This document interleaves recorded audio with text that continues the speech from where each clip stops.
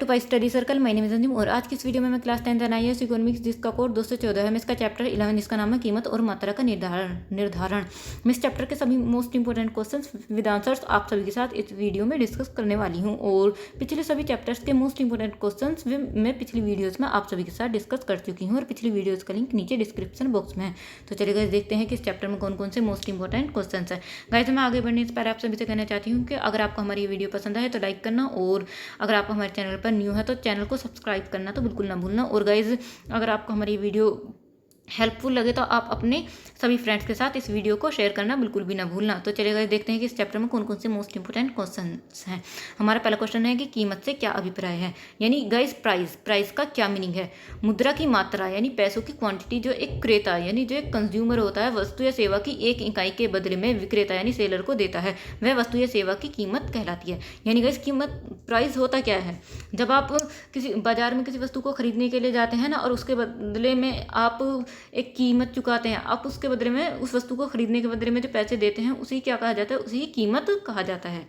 तो चलिए गाइस देखते हैं हमारा अगला इंपॉर्टेंट क्वेश्चन कौन सा। हमारा अगला इंपॉर्टेंट क्वेश्चन है कि संतुलन कीमत से क्या अभिप्राय है। संतुलन कीमत यानी बैलेंस प्राइस का मीनिंग, बैलेंस प्राइस वह प्राइस है जिस पर किसी वस्तु की मांग, जिस पर किसी वस्तु की डिमांड तथा आपूर्ति यानी सप्लाई की मात्रा दोनों बराबर होती हैं। यानी गाइस संतुलन कीमत क्या होती है। संतुलन कीमत वो होती है जहाँ किसी वस्तु की जो डिमांड की जो क्वांटिटी है और उसकी जो सप्लाई की क्वांटिटी है वो दोनों ही बराबर होती हैं, उसे क्या कहा जाता है, संतुलन कीमत कहा जाता है। तो चलिए गाइस मैं आपको एक एग्जांपल के द्वारा समझाती हूँ कि मान लीजिए कि आप 20 रुपये किलो के हिसाब से बाजार में टमाटर बिक रहे हैं और लोगों की जो डिमांड है ना वो लोगों की जो डिमांड है 200 किलोग्राम है, और जो सेलर है उसकी जो सप्लाई है वो भी 200 किलोग्राम टमाटर बेचने के लिए तैयार है, वो भी 200 किलोग्राम टमाटर की सप्लाई करने के लिए तैयार है। और तो इसी क्या कहा जाएगा, इसी कहा जाएगा संतुलन कीमत, क्योंकि यहाँ पर डिमांड की जो क्वांटिटी है और सप्लाई की जो क्वांटिटी है वो दोनों ही बराबर है। यानी 20 रुपये किलो पर केजी, 20 रुपये पर केजी के हिसाब से जो टमाटर बिक रहे हैं उसकी डिमांड और सप्लाई दोनों ही बराबर हैं, तो उसी क्या कहा जाएगा, संतुलन कीमत उसी कहा जाएगा। तो चलिए गाइस आगे बढ़ते हैं। पर गाइस आगे बढ़ने से पहले मैं आप सभी से कहना चाहती हूँ कि गाइस अगर आपको इस चैप्टर का PDF चाहिए या पिछले सभी चैप्टर्स के PDF चाहिए या फिर आपके पास जो अदर सब्जेक्ट्स हैं जैसा data entry, painting, Hindi, English, इन सभी के PDF चाहिए तो आप हमें हमारे टेलीग्राम चैनल को भी ज्वाइन कर सकते हैं। टेलीग्राम का लिंक नीचे डिस्क्रिप्शन बॉक्स में है। तो चलिए गाइस आगे बढ़ते हैं और देखते हैं अगला इंपॉर्टेंट क्वेश्चन कौन सा है। हमारा अगला इंपॉर्टेंट क्वेश्चन है कि संतुलन मात्रा से क्या अभिप्राय है। संतुलन यानी बैलेंस क्वांटिटी का क्या मतलब है। संतुलन कीमत, जैसे गाइस मैंने अभी आपको संतुलन कीमत का मीनिंग बताया था। संतुलन कीमत पर वस्तु की मांगी गई मात्रा, यानी हमारी जो संतुलन कीमत है उस पर मांगी गई जो क्वांटिटी है उसकी आपूर्ति, उसकी सप्लाई की मात्रा के बराबर होती है। वस्तु की यह मात्रा संतुलन मात्रा कहलाती है। यानी गाइस संतुलन मात्रा क्या होती है, जो संतुलन कीमत पर जो वस्तु की जो मांगी गई जो क्वांटिटी है और उसकी जो सप्लाई की जो क्वांटिटी है उसकी जो वो दोनों क्या होती हैं, बराबर होती हैं, उसी क्या कहा जाता है, संतुलन मात्रा कहा जाता है। गाइस आगे बढ़ने से पहले मैं आप सभी से कहना चाहती हूँ कि अगर आपको TMA PDF किसी भी सब्जेक्ट के TMA PDF चाहिए तो आप हमें हमारे इस नंबर पर कॉन्टैक्ट कर सकते हैं। इसके लिए आपको चार्ज पे करना होगा। TMA PDF के लिए आपको चार्ज पे करना होगा और आप हमें हमारे इस नंबर पर कांटेक्ट कर सकते हैं। तो चलिए गाइस आगे बढ़ते हैं, देखते हैं हमारा अगला क्वेश्चन कौन सा है। हमारा अगला क्वेश्चन है कि आपूर्ति आधिक्य क्या होती है। यानी गाइस आपूर्ति यानी सप्लाई सरप्लस। आधिक्य को गाइस हिंदी में क्या कहा जाता है, आधिक्य होता है किसी चीज़ का ज़्यादा होना या अधिक होना, यानी सप्लाई ज़्यादा क्या होती है। आपूर्ति आधिक्य यानी सप्लाई सरप्लस एक ऐसी सिचुएशन है जब एक दी गई कीमत पर किसी वस्तु की आपूर्ति की मात्रा, सप्लाई की क्वांटिटी और डिमांड की क्वांटिटी से अधिक होती है।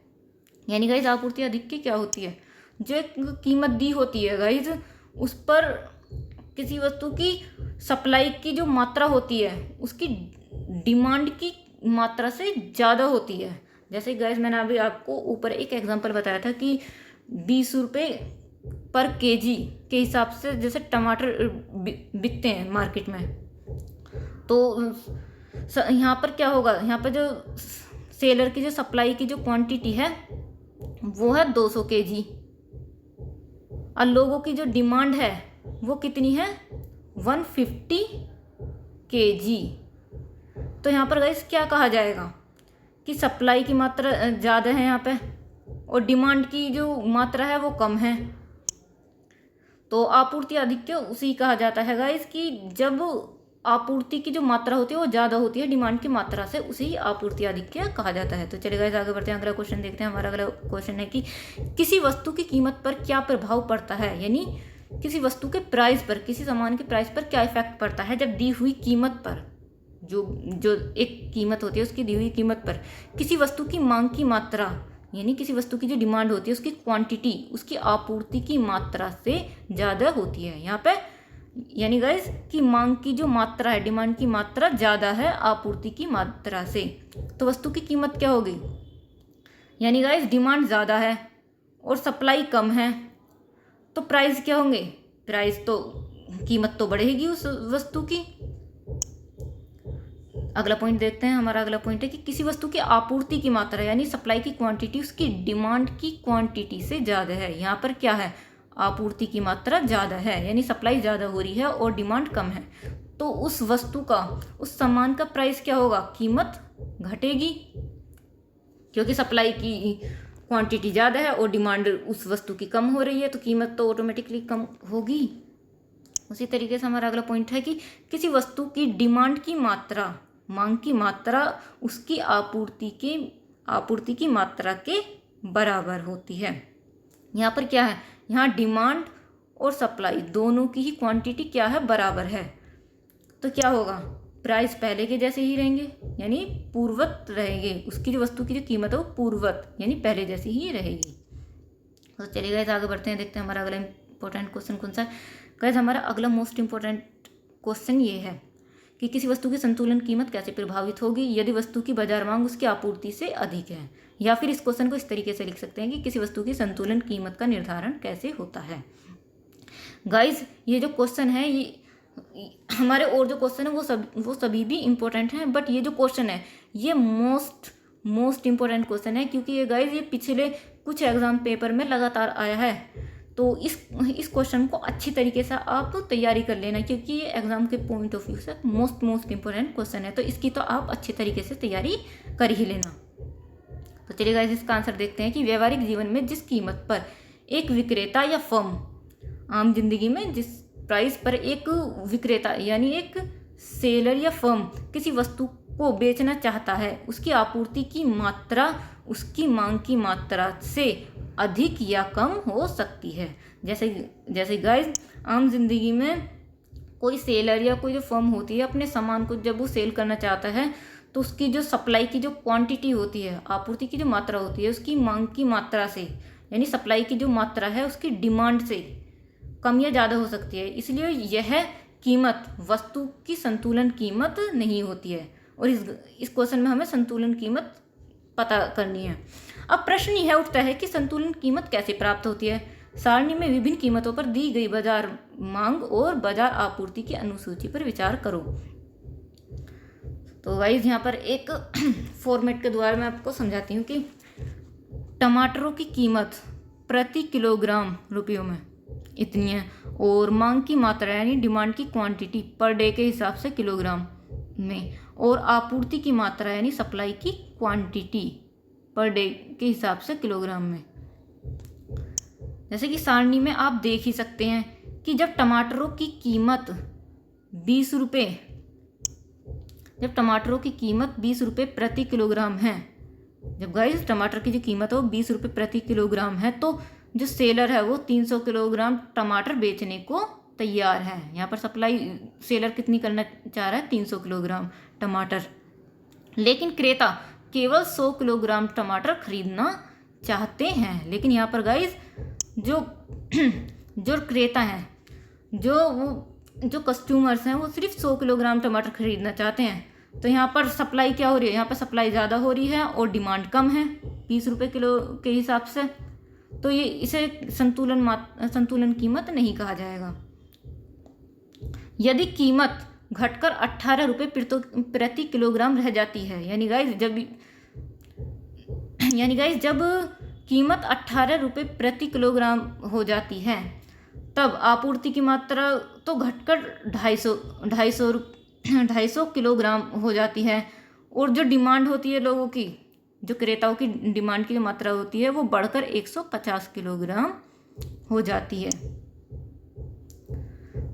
दोनों ही स्थिति में टमाटर की आपूर्ति की मात्रा उनकी मांग की मात्रा से अधिक है। इन दोनों ही सिचुएशन में टमाटर की जो सप्लाई की जो क्वांटिटी है ना, उसकी डिमांड की क्वांटिटी से ज़्यादा है, जो टमाटरों की आपूर्ति आधिक्य को दर्शाता है।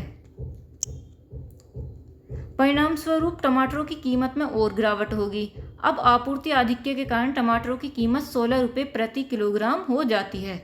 इस कीमत पर क्रेता 200 किलोग्राम टमाटर खरीदने को तैयार है। संतुलन कीमत इसी प्रकार प्राप्त होती है। इस प्रकार 16 रुपये प्रति किलोग्राम टमाटर की संतुलन कीमत होगी, जिस पर टमाटरों की मांग की मात्रा उनकी आपूर्ति की मात्रा 200 किलोग्राम पर दोनों क्या है, बराबर है। जब टमाटरों की कीमत 16 रुपये प्रति किलोग्राम हो जाती है ना, तो उसकी डिमांड की जो क्वांटिटी है वो 200 हो जाती है, 200 किलोग्राम, और जो सप्लाई की जो मात्रा है, आपूर्ति की जो मात्रा है वो भी 200 किलोग्राम पर डे के हिसाब से हो जाती है। तो इसे ही क्या कहा जाएगा, इसे ही कहा जाएगा संतुलन कीमत। यानी एक कीमत पर मात्रा, यानी गाइस इस कीमत पर मात्रा, मांग की मात्रा और आपूर्ति की मात्रा दोनों बराबर हैं, तो इसे ही क्या कहा जाएगा, संतुलन मात्रा कहा जाएगा। गाइस ये जो क्वेश्चन है ये काफ़ी इंपॉर्टेंट है, तो इसकी आप अच्छे से तैयारी कर लेना, और अगर ये कम मार्क्स में आए एग्जाम में आपके, तो इसे थोड़ा छोटा करके भी आप लिख सकते हैं। तो इसी के साथ हमारे आज के सभी मोस्ट इंपॉर्टेंट क्वेश्चंस यही समाप्त होते हैं। तो गाइज इस चैनल के अलावा मैं आप सभी से कहना चाहती हूँ कि इस चैनल के अलावा भी हमारा एक और चैनल है जिसका नाम है लर्न इंग्लिश बाय तबस्सुम।